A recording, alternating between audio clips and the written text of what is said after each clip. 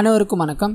இன்னைக்கு நம்ம தமிழில் ரீசெண்டாக ரிலீஸ் ஆயிருக்க புழு படத்தோட கதையை பற்றி தான் பார்க்க போகிறோம். ஸோ வழக்கம் போல் வீடியோக்குள்ளே போகிறதுக்கு முன்னாடி சேனலுக்கு புது விவரம் இருந்தீங்கன்னா சப்ஸ்கிரைப் பண்ணிட்டு அப்படியே இந்த வீடியோ கண்டினியூ பண்ணுங்கள். படத்தோட ஸ்டார்டிங்லேயே ஒரு மேடை நாடகத்தை தான் காமிக்கிறாங்க. ஒரே ஒரு நபர் மட்டும் பார்த்தீங்கன்னா அங்கே இருக்கிற எல்லா கேரக்டர்ஸையும் எடுத்து தனியாலாம் நின்று பர்ஃபார்ம் பண்ணிகிட்டு இருக்கார். இது எல்லாத்தையும் மக்கள் பார்த்துக்கிட்டே இருக்க ஆனால் அதே ஆடியன்ஸ் ஆகக்கூடிய பார்த்தீங்கன்னா இவரோட ஒய்ஃபான ஹீரோயினும் உட்காந்து பார்த்துக்கிட்டு இருப்பாங்க. அப்போ இவங்களுக்கு ஒரு ஃபோன் வந்து வீட்டுக்கு போக இவங்களோட வீட்டில் பார்த்தீங்கன்னா ஒரு பெரிய மரம் இடிஞ்சு விழுந்துட்டு இருக்கும். இதனால் அந்த வீட்டை காலி பண்ணிவிட்டு வேறு வீட்டுக்கு போக வேண்டிய நிலைமை. வேறு ஏதாவது வீடு போய் கேட்டால் கூட அங்கே இருக்கிற எல்லாருமே பார்த்தீங்கன்னா இவங்களை ஒரு மாதிரி பார்க்குறாங்க. ரெண்டு பேருமே பார்த்தீங்கன்னா வேறு ஜாதியை சேர்ந்தவங்க. இவங்களுக்கெல்லாம் வீடு கொடுக்க முடியாது அப்படின்ற மாதிரி இவங்க போகிற இடத்துல எல்லாத்தையும் அனுப்பிக்கிட்டே இருக்க. அண்ட் இன்னும் சில இடத்துலலாம் பார்த்தீங்கன்னா இவங்களை ஹஸ்பண்ட் அண்ட் ஒய்ஃபாகவே நம்ப மாட்டாங்க. இதனால் நம்ம போய் அந்த மேரேஜ் சர்டிஃபிகேட்டை வாங்கிட்டு அதுக்கப்புறமா வீடு தேடுவோம் அப்படின்ற மாதிரி அந்த ஆஃபீஸ் போய் கேட்க அப்போதான் ஒரு சின்ன விஷயம் பார்த்தீங்கன்னா தெரிய ஆரம்பிக்குது. ஹீரோயினோட செகண்ட் மேரேஜாக தான் அது இருக்கும். அங்கே போய் அந்த சர்டிஃபிகேட்டை கேட்க அங்கே இருக்கிற அந்த நபரும் பார்த்தீங்கன்னா இவ்வளோ அழகாக இருக்கீங்க, ஆனால் இவரை போய் கல்யாணம் பண்ணிக்கிட்டீங்களே, இப்படி பார்த்தா எல்லாருக்கும் சந்தேகம் தான் வரும் அப்படின்ற மாதிரி சொல்ல ஹீரோயினோட ஹஸ்பண்ட் அந்த இடத்துல அவர் போட்டு அடிக்கிறார். அப்படியே கட் பண்ணா போலீஸ் ஸ்டேஷனில் காமிக்கிறாங்க.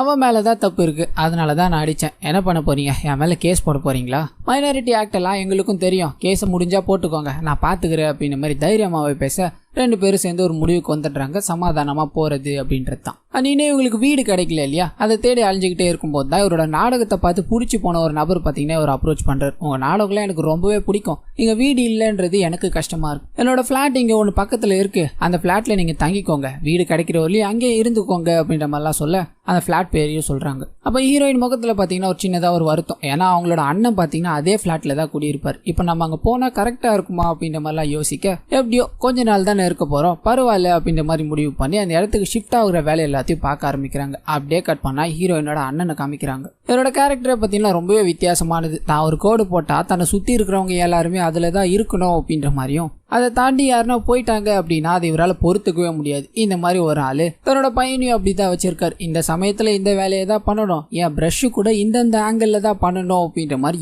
எல்லாத்தையும் சொல்லி கொடுத்து வளர்த்துக்கிட்டே இருப்பார். அந்த பையனுக்கு பிடிக்குதோ இல்லையோ இதை தான் பண்ணியாகணும். அன்னியோட ஒய்ஃப் பார்த்தீங்கன்னா இறந்து போயிட்டு இருப்பாங்க. அதனால தன்னோட பையனை பார்த்துக்கிற பொறுப்புல இருந்து வீட்டில் இருக்கிற எல்லா பொறுப்பும் இவர்கிட்ட தான். ஒரு வீடு அப்படின்னா சந்தோஷம் தூக்கம் எல்லாமே கலந்து தான் இருக்கும் இல்லையா. ஆனால் இந்த வீட்டில் பார்த்தீங்கன்னா சந்தோஷம் அப்படின்றதே இல்லை, ஒரு மிஷின் மாதிரி வாழ்க்கையை வாழ்ந்துகிட்டு இருக்காங்க. இந்த விஷயங்கள் எல்லாமே நிறைய சீன்கள் மூலமாக காமிச்சிட்டு அப்படியே கட் பண்ணா இவர் பார்த்தீங்கன்னா ஒரு மீட்டிங் அட்டன் பண்ணணும் அப்படின்ற மாதிரி போறாரு. அங்கே இருக்கிற ஜமால் அப்படின்ற ஒருத்தருக்கு இவரை பார்த்தா பிடிக்கவே இல்லை. ஏன்னா ஒரு தங்கச்சி பண்ண விஷயங்கள் எல்லாமே இருக்கு இல்லையா, வேற ஜாதி பொண்ணை கல்யாணம் பண்ணிக்கிட்டா. இதனால் அவரை பார்த்தாலே முகம் சொல்லிக்கிற மாதிரி எல்லாம் பேசிக்கிட்டே இருக்க அவர் அங்கேருந்து கிளம்பின உடனே இந்த பிஸ்னஸை நம்ம ஜமால் இல்லாமல் பண்ண முடியாதா அப்படின்ற மாதிரி இந்த ஆர்கனைஸ் பண்ணுறாரு இல்லையா, அவர்கிட்ட கேட்குறாரு. இதை கேட்ட அவரும் பார்த்தீங்கன்னா இதுக்கு வேற வழி ஏதாவது பார்க்கணும், ஜமாலும் முக்கியம் நீயும் முக்கியம், என்ன பண்ணுறதுன்னு தெரியல அப்படின்ற மாதிரி பேசிக்கிட்டே இருக்க கட் பண்ண அவரோட வீட்டுக்கு வராரு. தன்னோட பையன் ஹோம்ஒர்க் பண்ணிக்கிட்டே இருக்கும்போது ஏதோ ஒரு விஷயத்த பார்த்தீங்கன்னா அவன் தப்பாக சொல்லிடுவான். நீ ஸ்கூலில் என்னதான் பண்ணுற, எதுக்காக இந்த மாதிரி ஆகிட்டு இருக்க அப்படின்ற மாதிரி அவன் தப்பாக சொன்னதை 500 வாட்டி நீ எழுதிட்டு தான் தூங்கணும் அப்படின்ற மாதிரி, இனிமேல் இந்த தவிர பண்ணவே கூடாது, ஒழுங்கா படிக்கணும் என்ன அப்படின்ற மாதிரி எல்லாத்தையும் சொல்லி ஒரு வழியா படுக்க வச்சிட்டார். அண்ட் இவர் தூங்கும் போது கூட பாத்தீங்கன்னா ஆக்சிஜன் மாஸ்க் போட்டுக்கிட்டு தான் தூங்குவார். ஏன்னா இவருக்கு பாத்தீங்கன்னா மூச்சு விடுறதுல ஒரு சின்ன பிரச்சனை இருக்கும். இப்ப அப்படியே கட் பண்ணி இதுக்கு அடுத்த நாள் காமிக்கிறாங்க. எல்லா வேலையும் முடிச்சுட்டு கீழே வந்துகிட்டே இருக்கும்போது தன்னோட தங்கச்சியோட ஃபேமிலி அங்கதான் ஷிஃப்ட் ஆகுறாங்க அப்படின்ற விஷயத்த பாக்குறாரு. உடனே அங்க இருக்கிற பிளாட் செக்ரட்டரி கிட்ட போய் என்ன நடக்குது, இங்க அவ இங்கதான் வந்துகிட்டு இருக்கா, என்னதான் பாத்துக்கிட்டு இருக்கீங்க நீங்க அப்படின்ற மாதிரிலாம் கேள்வி கேட்க அந்த இடம் வேற ஒருத்தருந்து அவன் கொஞ்ச நாள் இவங்க தங்குவாங்கன்னு சொன்னான். ஆனா இது உன்னோட தங்கச்சியா இருக்கும்னு நான் எதிர்பார்க்கல, நான் என்னன்னு கொஞ்சம் பேசிட்டு சொல்றேன் அப்படின்ற மாதிரி ஒரு அனுப்பி வைக்க அங்கிருந்து கிளம்பி தன்னோட வேலையை பார்க்கலாம் அப்படின்ற மாதிரி கிளம்புறாரு. அப்படியே கட் பண்ணா ஹீரோட வீட்டுல காமிக்கிறாங்க. ஹீரோட பையனும் அவங்களோட தங்கச்சியும் பாத்தீங்கன்னா அவரோட வீட்லயே ஜாலியா விளையாடிக்கிட்டு இருக்காங்க. ரொம்ப நாள் கழிச்சு சந்தோஷமா சிரிச்சு அந்த பையன் விளையாடிக்கிட்டே இருக்க இவர் தன்னோட வேலையை முடிச்சுட்டு வீட்டுக்கு போறாரு. வீட்டுல இந்த மாதிரி ஒரு சம்பவம் நடந்திருக்கு இல்லையா, என்ன ரியாக்ட் பண்றதுன்னு தெரியாம அப்படியே நிக்கிறாரு. அவங்களும் என்ன பேசுறதுன்னு தெரியாம சரி நான் போயிட்டு வரேன் அப்படின்ற மாதிரி அவங்க வீட்டுல இருந்து கிளம்பிடுறாங்க. இப்ப அப்படியே கட் பண்ணா இந்த சைடு இவங்களோட வீட்டுல தன்னோட ஹஸ்பண்ட் கிட்ட தன்னோட அண்ணனை பத்தி ஜாலியா பேசிக்கிட்டே இருக்க இந்த சைடு இவரும் பாத்தீங்கன்னா தன்னோட தங்கச்சி வந்துட்டு போயிட்டாங்க இல்லையா, அதையே நினைச்சு தூங்காம வீடு முழுக்க சுத்திக்கிட்டே இருக்காரு. அப்படியே கட் பண்ணா இதுக்கு அடுத்த நாள் காலையில இவரோட வேலை சார்பில் இவரோட சொந்த ஃபார்ம் ஹவுஸ் ஒன்று இருக்கும், அங்கே ஒரு மீட்டிங் நடக்குது. இந்த வாட்டி எல்லாத்தையும் கரெக்டாக பேசி முடிச்சிடுறாங்க. அந்த மீட்டிங் முடிச்சுட்டு அன்றைக்கி நைட்டும் பார்த்தீங்கன்னா அவர் அங்கேயே ஸ்டே பண்ணுற மாதிரி தான் இருக்கும். இதனால் குளிச்சுட்டு படுக்கலாம் அப்படின்ற மாதிரி முடிவு பண்ணி குளிச்சிக்கிட்டு இருக்கார். அப்படி குளிச்சிக்கிட்டே இருக்கும்போது அந்த ரூமில் பார்த்தீங்கன்னா ஏதோ ஒரு புகை மாதிரி ஒன்று வருது. இவரால் சுத்தமாக மூச்சே விட முடியல. மூச்சு திணறி அந்த இடத்துல அப்படியே மயங்கி விழுந்துற அடுத்த நாள் கட் பண்ண அவர் படுத்துக்கிட்டு இருக்க மாதிரி காமிக்கிறாங்க. இவரோட ஃப்ரெண்ட் அங்கே வந்து உட்காந்துட்டு இருக்கார். விசாரிக்கும் போது தான் அவர் குளிச்சுக்கிட்டு இருக்க அந்த ரூமில் பார்த்தீங்கன்னா யாரோ ஒரு வாயுவை கலந்துட்டாங்க அப்படின்றது தெரிய வருது. உன்னை யாரோ கொல்ல பாக்குறாங்க அப்படின்ற மாதிரிலாம் சொல்ல இவரும் யோசிக்க ஆரம்பிக்கிறார். உடனே அந்த வீட்டுல வேலை செய்யறவங்க எல்லார்கிட்டயும் கேட்க அவங்களுக்கு எதுவும் தெரியல. சரி நீங்க வேலைக்கே வர வேணாம் அப்படின்ற மாதிரி துரத்திட்டு இதுக்கு அடுத்த நாளே பார்த்தீங்கன்னா ஒரு நபரை போய் பார்க்குறாரு. எனக்கு எதிரின்னு இருக்கிறது நீ மட்டும்தான், நீ தான் இந்த வேலையை பண்ணியிருக்கணும், ஒழுங்கு மரியாதையாக சொல்லிடு அப்படின்ற மாதிரிலாம் மிரட்ட அவரும் பயங்கரமாக புலம்புறாரு. நான் ஜெயிலில் இருக்கும்போதே என் குடும்பம் எல்லாமே என்னை விட்டு போயிடுச்சு, இப்போ நான் இங்கே தனியாக தான் வாழ்ந்துக்கிட்டு இருக்கேன், இதுக்கு மேலே என்னை ஏன் சார் தொந்தரவு பத்துறீங்க அப்படின்ற மாதிரிலாம் கெஞ்ச இவரும் அங்கேருந்து வந்துடுறார். இவர் இதுக்கு முன்னாடி வரலையும் பார்த்தீங்கன்னா போலீஸில் தான் வேலை செஞ்சுக்கிட்டு இருந்திருப்பாரு. ஆனால் இதுக்கு அடுத்து படுத்த படுக்கையா இருக்கே அவரோட அம்மாவை போய் பார்க்குறாரு. தன்னோட தங்கச்சி அதே ஃப்ளாட்டில் தான் குடி வந்திருக்கா, நம்மளை அசிங்கப்படுத்திட்டு போனவ நம்மளே தொடர்ந்துக்கிட்டே இருக்கா அப்படின்ற மாதிரி நடந்த விஷயங்களை எல்லாத்தையும் சொல்லிட்டு மறுபடியும் தன்னோட ஃப்ளாட்டுக்கே போகிறாரு. அங்கே போய் செக் பண்ணி பார்க்கும்போது அவரோட பையனை காணோம். இங்கே தான் பக்கத்தில் நாடகம் நடக்குது, அங்கே தான் போயிருக்கா அப்படின்ற மாதிரி சொல்ல வேகமாக அங்கே கிளம்பி போகிறார். தன்னோட சித்தி கூட நின்றுக்கிட்டு இருப்பான். தன்னோட சித்தப்பாவோட நாடகத்தை ஸ்டேஜ் மேலே நின்று பார்த்துக்கிட்டே இருக்க இவர் அங்கே கோவமாக வர்றார். இப்போ மட்டும் என் பையனை விடலன்னு வைங்களேன், இந்த நாடகமே நடக்காது அப்படின்ற மாதிரி வேகமாக தன்னோட பையனை கூப்பிட்டுக்கிட்டு எதுவும் பேசாமல் வீட்டுக்குள்ளே எடுத்துகிட்டு போயிட்டுறாரு. ஆனால் அன்றைக்கி நைட்டும் பார்த்தீங்கன்னா இவனுக்கு சாப்பாடு போடலை, நீ பண்ணதுக்கு இதான் பனிஷ்மெண்ட் அப்படின்ற மாதிரி சாப்பாடு போடாமலேயே அந்த பையனுக்கு விட்டுட்டாரு. அந்த பையனுக்கு இவர் மேலே செம்ம கோவம். அப்படியே கட் பண்ணால் இதுக்கு அடுத்த நாள் லிஃப்ட்டில் வந்துக்கிட்டே இருக்கும்போது அந்த லிஃப்ட்டில் பார்த்தீங்கன்னா அவரோட தங்கச்சி ஹஸ்பண்ட் ஏறிடுறாரு. ரெண்டு பேருமே ஒரே லிஃப்ட்டில் இருந்தாலும் ஒருத்தருக்கு ஒருத்தர் பேசிக்காமல் அப்படியே போய்கிட்டே இருக்க இவர் இறங்க வேண்டிய ஃப்ளோரும் வந்துருது. அங்கேருந்து இறங்கி போய்கிட்டே இருக்க இந்த சம்பவத்துக்கு அப்புறம் இவர் பார்த்தீங்கன்னா இந்த லிஃப்ட்டை யூஸ் பண்ண மாட்டார். ஏன்னா இந்த நபர் ஏறிட்டார் இல்லையா, அதனால தான் இந்த சீன் அப்படியே கட் பண்ணால் தன்னோட பையனோட ஸ்கூலுக்கு கூப்பிட்டுருக்காங்க அப்படின்ற மாதிரி போகிறார். அங்கே இருக்கிற டீச்சர்ஸும் பார்த்தீங்கன்னா உங்களோட பையன் ஒரு லெட்டர் எழுதியிருக்கான், அதை நீங்களே படிங்க அப்படின்ற மாதிரி கொடுத்து காமிக்க வீட்டில் இவன் பண்ண எல்லா விஷயங்களையும் எழுதி வச்சிருப்பான். சாப்பிடணும்னா கூட திட்டிக்கிட்டே இருக்காங்க அப்படின்ற மாதிரி எல்லாத்தையும் அவங்க அம்மா பண்ணதான் எழுதி வச்சிருப்பான். ஆனால் அவங்க அம்மா தான் இல்லை இல்லையா. இவருக்கு புரிஞ்சு போயிடுச்சு தன்னை பற்றி தான் எழுதியிருக்கா அப்படின்ட்டு. இனிமேல் இப்படி நடக்காதுன்னு சொல்லிட்டு தன்னோட ஃப்ளாட்டுக்கு வேகமாக போய்கிட்டே இருக்க அப்போ லிஃப்ட்டில் போவார். அப்படி போய்கிட்டே இருக்கும்போது திடீர்னு ஒரு இடத்துல பவர் கட் ஆன மாதிரி ஸ்டக் ஆகி நிற்கிது. நிறைய புகை எல்லாமே அந்த லிஃப்ட்டுக்குள்ளே வந்துக்கிட்டே இருக்க இவர் பயங்கரமாக இரும்ப ஆரம்பிக்கிறார். கதவை தட்டிக்கிட்டே இருக்க ஒரு வழியாக லிஃப்ட் ஒர்க் ஆகி மேலேயும் போயிடுது. இரும்பிக்கிட்டே வீட்டுக்குள்ளே போக தன்னோட பையன் அங்கே ஹோம்ஒர்க் பண்ணிக்கிட்டு இருப்பான். நான் பண்ணுற எல்லாமே உன் நல்லதுக்காக தான், என்னையும் இந்த மாதிரி தான் வளர்த்தாங்க, நான் இப்படி ஒரு நல்ல நிலைமைக்கு வந்திருக்கேன்ல, நானும் நீ நல்ல நிலைமையில வரணும் அப்படின்றதுக்காக தான் இதை பண்ணுறேன், நீ தான் இதை புரிஞ்சு நடந்துக்கணும் அப்படின்ற மாதிரி சொல்லிட்டு ஸ்ட்ரைட்டாக செக்யூரிட்டியை பார்க்குறாரு. என்னோட ஃப்ளாட்டுக்கு புது ஆளுங்க யாருன்னா வந்தாங்களா அப்படின்ற மாதிரி விசாரிக்க உடனே அங்கிருந்து கிளம்பி அவரோட எதிரி அப்படின்ற மாதிரி ஒருத்தரை பார்த்துட்டு வந்தார் இல்லையா, அவர் மறுபடியும் போய் பார்க்குறாரு. போன வாட்டி என்ன அந்த மாதிரி கொல்ல பார்த்தேன், இந்த வாட்டி லிஃப்ட்டில் வந்திருக்கும் போது கெமிக்கல் ஏதோ கலந்து விட்டுரு, ஆனால் இந்த வாட்டியும் நான் சாகலை, எதுக்குடா இந்த மாதிரி பண்ணிக்கிட்டு இருக்க அப்படின்ற மாதிரி கேட்டுக்கிட்டே இருக்க அந்த நபர் பார்த்தீங்கன்னா பயங்கர கோபமாயிடுறாரு. நான் எத்தனை வாட்டி சொன்னாலும் நீங்கள் என்னை கேட்க போகிறதே கிடையாது,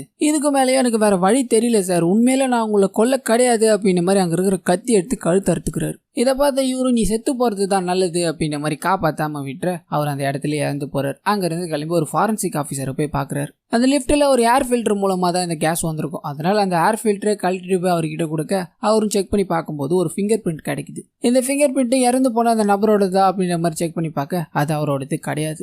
இதனால இது யாரா இருக்கும் அப்படின்ற மாதிரி இவருக்குள்ள ஒரு பயம் ஏற்பட ஆரம்பிக்குது. இதோட எதிர் வழியா பார்த்தீங்கன்னா வீட்டில் இன்னொரு லாக் மாதிரி ஒன்று செய்கிறாரு. யாரும் உள்ள வர முடியாத அளவுக்கு சுற்றி எல்லாத்தையும் மூடிட்டு அன்னைக்கு நைட்டும் படுத்து தூங்குறாரு. அப்படியே கட் பண்ணால் இதுக்கு அடுத்த நாள் காலையில் ஒரு 9 மணிக்கு காட்டுறாங்க. அவரோட ஃப்ரெண்டு பார்த்தீங்கன்னா வந்து நிற்கிறாரு. டெல்லியில் ஒரு மீட்டிங் பேசியிருந்தோம் 10 மணிக்கு, நீ 9 மணி வரையிலும் தூங்கிட்டு இருக்கியே, சீக்கிரமாக எழுந்து கிளம்புடா அப்படின்ற மாதிரிலாம் சொல்ல இவருக்கு தான் ஏற்கனவே தன்னை யாரோ கொல்ல பார்க்குறாங்க அப்படின்ற மாதிரி பிரச்சனை இருக்கு இல்லையா, இதனால நான் வரல, நீங்கள் வேணா போயிட்டு வாங்க அப்படின்ற மாதிரி சொல்ல இந்த நபரும் பார்த்தீங்கன்னா போகிறதுக்கு முன்னாடி ஒரு விஷயத்த சொல்லிட்டு போவார். உன் தங்கச்சியும் அவளோட புருஷனையும் நான் லிஃப்ட் கிட்ட பார்த்தேன், சந்தோஷமாக இருக்கானுங்க போல, ஆனால் என்ன அவன் தான் செத்து போயிட்டான், அவனுக்கு இன்னும் ஒரு வாரத்தில் திதி இருக்குது அப்படின்ற மாதிரி. இவரோட தங்கச்சி முதல் கல்யாணம் பண்ணியிருக்கும் போது அந்த நபர் இறந்து போயிட்டு இருப்பார். அவர் பார்த்தீங்கன்னா இவரோட பையனை தான் இருந்திருப்பாரு. ஸோ அதை தான் பார்த்தீங்கன்னா அவர் மென்ஷன் பண்ணிட்டு போறாரு. இந்த மாதிரி எல்லாம் அவர் சொல்லிட்டு போனதால ஹீரோ பார்த்தீங்கன்னா ஒரு மாதிரி ஆயிட்டார். தன்னோட பையனை ஸ்கூலுக்கு அனுப்பி வச்சுட்டு ஏதோ ஒரு விஷயத்த பயங்கரமா யோசிச்சுக்கிட்டே இருக்கார். அண்ட் வேகமா கிளம்பி கீழே போக இவரோட தங்கச்சி ஹஸ்பண்டை பார்த்தீங்கன்னா நாடகத்துக்காக ஒரு இன்டர்வியூலாம் எடுத்துட்டு இருப்பாங்க. அதை எல்லாத்தையும் பார்த்துக்கிட்டே போறாரு. அண்ட் ஃபிளாட்டோட செக்யூரிட்டி ரூமுக்கு போய் ஒரு சிப்பு மாதிரி ஒரு விஷயத்தை எடுத்துட்டு வந்து லேப்டாப்ல போட்டு அங்க இருக்கிற எல்லா ஃபிங்கர் பிரிண்ட்டையும் பார்த்தீங்கன்னா செக் பண்ணி பார்க்குறாரு. ஏன்னா இவருக்கு ஒரு ஃபிங்கர் பிரிண்ட் கிடைச்சிருக்கு இல்லையா, தன்னை கொல்ல வந்தது இவங்கள யாராவது ஒருத்தலா இருக்கலாம் இல்ல அப்படின்ற மாதிரி எல்லாத்தையும் செக் பண்ணிக்கிட்டே இருக்கும்போது இவரோட தங்கச்சியோட ஃபிங்கர் பிரிண்ட்டும் அவங்களோட ஹஸ்பண்டோட ஃபிங்கர் பிரிண்ட்டும் பார்த்தீங்கன்னா அதை இல்லை. அதனால செக்யூரிட்டி கிட்ட ஃபோன் பண்ண அவங்க கொஞ்ச நாள் தான் இருப்பேன்னு சொன்னாங்க, அதனால தான் எடுக்கல அப்படின்ற மாதிரி ஒரு பதிலை கொடுக்குறாரு. இதனால இவரோட அசம்ஷனும் பார்த்தீங்கன்னா அவங்க மேலே திரும்ப ஆரம்பிக்குது. கையில் கன் எடுத்து வச்சுக்கிட்டு என்ன பண்ணலாம் அப்படின்ற மாதிரி யோசிச்சுக்கிட்டே இருக்க சாயங்காலம் ஆகுது. தன்னோட பையனை கூட்டு வரலாம் அப்படின்ற மாதிரி போக ஸ்கூல் எப்போ முடிஞ்சிருச்சு, உங்க பையன் வீட்டுக்கே வரலையா அப்படின்ற மாதிரி அவங்க கேட்குறாங்க. இதனால தன்னோட பையன் எங்கே போனா அப்படின்ற மாதிரி எல்லா இடத்துலையும் தேட ஆரம்பிக்க வேற வழி இல்லாம தன்னோட தங்கச்சி வீட்லயும் போய் கேட்கிறாரு. அவங்களுக்கும் பாத்தீங்கன்னா அந்த பையன் எங்க போனா அப்படின்ற விஷயமே தெரியல. பிளாட்ல இருக்கிற எல்லாருமே பையன் காணாம போயிட்டா அப்படின்ற மாதிரி கும்பலா கூடி ஒரு இடத்துல நின்றுகிட்டே இருக்க அந்த இடத்துக்கு ஒரு ஆட்டோ வருது. அவரோட பையன் கீழே இறங்குறான். அமீர் அப்படின்ற அங்க ஒரு வேலை செய்யற பையன் பாத்தீங்கன்னா அவன் பையனை கூப்பிட்டு வந்துகிட்டே இருக்கான். காலில் அடிபட்டிருக்கு. போன உடனே அந்த அமீரை ஒரு பலார்னு அடிச்சுட்டு தன்னோட பையனை வேகமா கூட்டிட்டு வீட்டுக்குள்ள போறாரு. ஆனால் அவன்கிட்ட போய் விசாரிக்கும் போது தான் அவன் கிரிக்கெட் விளையாட போயிருக்கா அப்படின்றது தெரிய வருது. அங்கே இருக்கிற பசங்க கூட எல்லாம் சேராத, அந்த அமீர் கூடயும் சேராத, ரொம்பவே கெட்டவன் அவன் அப்படின்ற மாதிரிலாம் சொல்லி அந்த பொண்ணை கிளீன் பண்ணி மருந்து வச்சுக்கிட்டு இருக்காரு. ஆனால் அதே சமயத்தில் இந்த சைடு ஹீரோயினையும் காமிக்கிறாங்க. தன்னோட ஹஸ்பண்ட் கிட்ட போய் பேசிக்கிட்டு இருக்காங்க. இன்னைக்கு எங்கள் அண்ணன் என்கிட்ட வந்து பேசினா எனக்கு என்னமோ என்னோட அண்ணன் நம்மளை நம்பி ஏற்றுப்பாருன்னு தோணுது அப்படின்ற மாதிரி சொல்ல இவருக்கு சுத்தமாக நம்பிக்கையே இல்லை. அப்படி நடந்தா சந்தோஷம் தான், ஆனால் இந்த ஜாதின்ற ஒன்றை அழிக்கவே முடியாதுமா அப்படின்ற மாதிரிலாம் சொல்ல ஹீரோ சரி ஹீரோவையும் அவரோட பையனையும் காமிக்கிறாங்க. எல்லா வேலையும் முடிச்சுட்டு தன்னோட ஃபேமிலி வீடியோவை பார்த்துக்கிட்டே இருக்கும்போது அந்த பையன் பார்த்தீங்கன்னா எதுக்காக நீங்கள் அமீரை அடிச்சிங்கப்பா அப்படின்ற மாதிரி கேட்பான். இவரும் நீ என்னடா பைத்தியமாடா, அவன் கூட சேராதுன்ற, எதுக்கு அவனை பற்றிலாம் பேசிக்கிட்டு இருக்க அப்படின்ற மாதிரி கேட்க எனக்கு அவனை பிடிச்ச அளவுக்கு கூட உங்களை பிடிக்கவே இல்லப்பா அப்படின்ற மாதிரி சொல்லிட்டு போறான். இவருக்கு என்ன ரியாக்ட் பண்றதுனே தெரியல. நம்மளோட பையனுக்கே நம்மள பிடிக்காம போயிடுச்சு அப்படின்ற மாதிரி இதுக்கு அடுத்த நாள் பாத்தீங்கன்னா அவனுக்கு பிடிச்ச மாதிரி சில விஷயங்களை பண்ண ஆரம்பிக்கிறாரு. அவங்ககிட்ட போய் ஜாலியா பேசுற மாதிரி ட்ரை பண்றாரு. சாப்பிடும் போது கூட உனக்கு பிடிச்ச மாதிரி சாப்பிட்டுக்கோ அப்படின்னு மாதிரிலாம் சொல்லி பார்க்க ஆனா அவன் பாத்தீங்கன்னா மசீர மாதிரியே தெரியல. இன்னும் அந்த சம்பவத்தை நினைச்சு பேசாமலே தான் இருப்பான். இதனால இவரும் பாத்தீங்கன்னா வேற வழி இல்லாம நாளைக்கு பாத்துக்கலாம் அப்படின்ற மாதிரி போய் படுக்க எப்பயுமே ஒரு ஆக்சிஜன் மாஸ்கை போட்டு படுப்பார் இல்லையா, இந்த வாட்டி அதை போட்டு படுத்துக்கிட்டே இருக்கும்போது பயங்கரமா மூச்சு அடைக்குது. சந்தேகப்பட்ட இவரும் அதை கையில எடுத்து வச்சுக்கிட்டு கீழே போறார். ஒரு நாய் ஒன்று படுத்துக்கிட்டு இருக்கோம். அதோட மூஞ்சில இதை எடுத்து வைக்க கொஞ்சம் கொஞ்சமா அந்த நாய் மூச்சு விட முடியாம துடிக்க துடிக்க செத்து போகுது. பயந்து போன இவரும் ஸ்ட்ரைட்டா போய் தன்னோட பையன்கிட்ட கேட்கிறாரு, வீட்டுக்குள்ள உன்னோட சித்தி வந்தாளா இல்ல சித்தப்பா வந்தாரா, ஒழுங்கு மருந்தையா உண்மையை சொல்லுடா அப்படின்னு மாதிரி அவனோட சட்டையை பிடிச்ச எல்லாத்தையும் கேட்க இவன் பயந்து போய் அப்பா 2 பேருமே வரலப்பா ப்ராமிஸ்பா அப்படின்ற மாதிரி சொல்றான். இவருக்கு இதுக்கு மேல என்ன கேக்குதுன்னு தெரியல. உடனே இன்னொரு டவுட் வர ஆரம்பிக்குது. நீ தான் என்ன கொல்ல ட்ரை பண்ணியா, அப்பா சாகிறதுல உனக்கு அவ்வளோ சந்தோஷமாடா, நான் செத்தா நீ நல்லா இருப்பியா அப்படின்ற மாதிரி அந்த மாஸ்க் மூஞ்சில போட்டுக்கிட்டு சாகலான்னு ட்ரை பண்ணிக்கிட்டே இருக்க அந்த பையன் பார்த்தீங்கன்னா அப்பா மன்னிச்சிருங்கப்பா, அந்த அமீரானா தான்ப்பா வந்துட்டு போனாரு அப்படின்ற மாதிரி ஒத்துக்கிறான். இவரும் வேகமாக போய் அந்த அமீர் பார்த்தீங்கன்னா செக்ரட்டரி வீட்டில் தான் வேலை செஞ்சுக்கிட்டு இருப்பான். எங்கே அமீர் அப்படின்ற மாதிரி கேட்க அவன் இங்கேருந்து போயிட்டான், மறுபடியும் அவன் வரமாட்டேன்னு சொல்லிட்டு போனான் அப்படின்ற மாதிரிலாம் சொல்ல உடனே அவனோட நம்பரை வாங்கி ட்ராக் பண்ண ஆரம்பிக்கிறாரு. ஆனால் அதே சமயத்தில் இதுக்கு அடுத்த நாள் பார்த்தீங்கன்னா அவரோட தங்கச்சி ஒரு வீட்டுக்கு வராங்க. என்னோட ஹஸ்பண்டுக்கு அவார்ட்லாம் கிடைச்சிருக்கு, அதுக்கு ஒரு சின்ன ஃபங்க்ஷன் மாதிரி ஒன்று வைக்கிறாங்க, அதுக்கு நீங்கள் உங்கள் பையனை அனுப்ப முடியுமா அப்படின்ற மாதிரி கேட்க கதவை சாத்திட்டு எதுவுமே பேசாமல் வந்துக்கிட்டே இருக்கார். தன்னோட பையனை பார்க்க அவனுக்கு பார்த்தீங்கன்னா போகணும் அப்படின்ற இன்ட்ரெஸ்ட் இருக்கும். ஏற்கனவே தன்னோட பையன் தன்னை பிடிக்கலன்னு சொல்லிட்டான் இல்லையா, அதனால இந்த வாட்டி பார்த்தீங்கன்னா அவர் ஒத்துக்கிறார். இதுக்கு அடுத்த நாளே கிளம்பி அவங்களோட வீட்டுக்கு போக அங்கே எல்லாருமே பயங்கரமாக செலிப்ரேட் பண்ணிக்கிட்டு இருக்காங்க. இவங்க ஒரு பக்கம் உள்ளே போய் அதை எல்லாத்தையும் பார்த்துட்டு தனியாக ஒரு இடத்துல உட்காந்துக்கிறாங்க. இவரோட தங்கச்சியும் இவங்க 2 பேருக்கும் சாப்பாடு எல்லாத்தையும் கொடுத்து பயங்கரமாக கவனிச்சுட்டு ஒரு விஷயத்த சொல்கிறாங்க, நான் ப்ரெக்னெண்ட்டாக இருக்கேன், எனக்கு அம்மாவை ஒரே ஒரு வாட்டியாச்சும் பார்க்கணும் போல இருக்கு, அதுக்கு நீங்கள் ஏதாவது பண்ண முடியுமான்னு கேட்க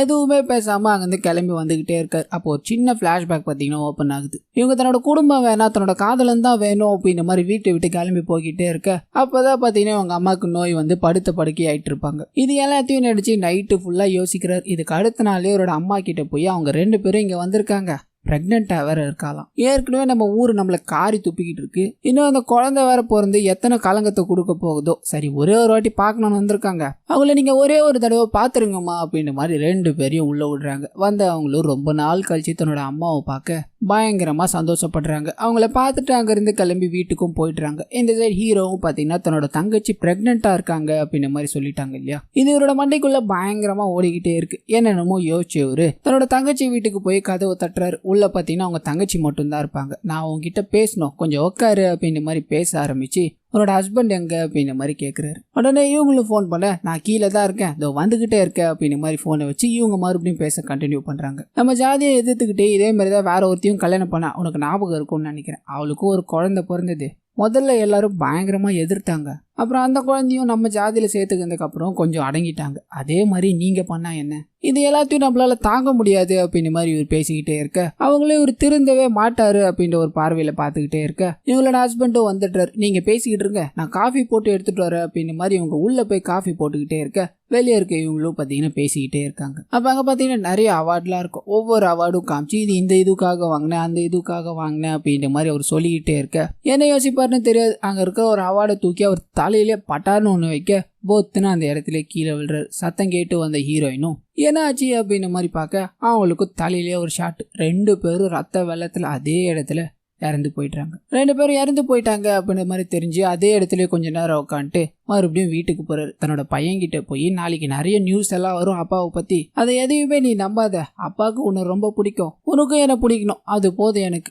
முதல்ல இங்க இருந்து கிளம்பி நம்மளோட பாட்டி வீட்டுக்கு போகலாவா அப்படின்ற மாதிரி வண்டியில கூப்பிட்டு போய்கிட்டே இருக்க இவர் கூட வேலை செய்யறவர் பாத்தீங்கன்னா போன் அடிக்கிறார். இந்த மாதிரி அந்த அமீர் இருக்கா இல்லையா, அவன் யார் தெரியுமா, நீ கொஞ்சம் வருஷத்துக்கு முன்னாடி தீவிரவாதின்னு ஒருத்தனை அரெஸ்ட் பண்ண இல்லையா, அவனோட பையன் தான் அது, அதான் பழிவாங்க வந்திருக்கான் போல அப்படின்ற மாதிரி சொல்ல ஒரு சின்ன பிளாஷ்பேக் ஒன்று ஓப்பன் ஆகுது. இவர் போலீஸா இருக்கும்போது ஒரு நபரோட வீட்டுக்குள்ள போகுது, அவரை தீவிரவாதின்னு சொல்லி அவரை பயங்கரமா அசிங்கப்படுத்தி அரெஸ்ட் பண்ணி கூட்டு வந்துட்டு இருப்பாங்க. இந்த எல்லா விஷயத்தையும் அவரோட பையன் பார்த்திருப்பான். ஸோ இதுதான் பாத்தீங்கன்னா அந்த அமீர் அப்படின்ற பையன் கொலை பண்ண ட்ரை பண்ணதுக்கான காரணமா இருக்கும். தன்னோட அம்மா வீட்டுக்கு போய் அங்க இருக்கிற எல்லாரு கூடயும் உட்காந்து சாப்பிட்டு சரி நான் போய் படுக்கிறேன் அப்படின்ற மாதிரி கிளம்புறாரு. இவரோட ரூமுக்குள்ள போனா தப்பிச்சு ஓடினதா சொன்ன அந்த அமீர் அப்படின்றவங்க பாத்தீங்கன்னா உட்காந்துக்கிட்டு இருக்கா. என்னோட அப்பா எதுவுமே பண்ணல, நீங்க ஒரு தீவிரவாதின்னு அரெஸ்ட் பண்ணி பல வருஷம் ஜெயிலே வச்சிருந்தீங்க, ஒரு நாள் உங்ககிட்ட போதிய சாட்சி இல்ல அப்படின்ற மாதிரி அவர் விடுவிக்க சொன்னாங்க. ஆனா அதுக்கப்புறமா அவர் 1 வருஷம் ஜெயிலே இருந்து இறந்து போயிட்டாரு. இதனால என்னோட ஃபேமிலி மொத்தமும் அழிஞ்சு போயிடுச்சு, இது எல்லாத்துக்கும் காரணமே நீ தான் இல்லையா, அதனாலதான் உன்னை பழி வாங்கணும்னு நினைச்சேன் அப்படின்ற மாதிரி வச்சுட்டு இருந்த கத்தி எடுத்து ஒரு வெட்ட